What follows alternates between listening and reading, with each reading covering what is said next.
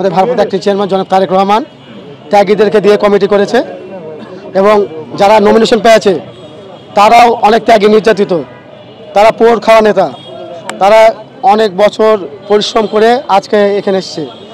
আমি মনে করি যে যাদেরকে দিয়েছে রাজশাহীতে প্রত্যেকের যোগ্য নেতৃত্ব, তাদেরকে দিলে ইনশাল্লাহ, তাদেরকে দিলে আমরা রাজশাহীতে যতগুলো সিট আছে ইনশাল্লাহ আমরা সকলে প্রচেষ্টা এবং সকলে ঐক্যবদ্ধ থাকি, সাধারণ জনগণকে নিয়ে আমরা ইনশাল্লাহ বিপুল ভোটে বিজয় অর্জন করব। আর যেহেতু আদিম রাজশাহীর উপকার জনাব মিজানুর মিনু চাচা, ইনশাল্লাহ আমরা মনে করি সারা বাংলাদেশে ব্যাপক ভোটে মিনু চাচা বিজয় অর্জন করবে ইনশাল্লাহ।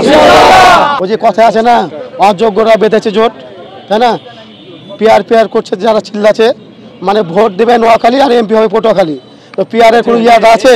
এটা তো যোগ্যতা বা সব মশার বিরুদ্ধে সুরক্ষা দিতে এলো বসুন্ধরা এক্সট্রিম অ্যারোসল। মশার বিরুদ্ধে এক্সট্রিম সুরক্ষা। জনপ্রিয়তা যাচাই করার কোনো অংশ না। পিয়ার যারা বোঝে না তারা পিয়ার পেরে চিল্লাবে। আসলে জনগণের মতামতটা আছে ব্যালটের মাধ্যমে, মানুষের ভোটের অধিকার ব্যালটের মাধ্যমে প্রতিষ্ঠিত হবে।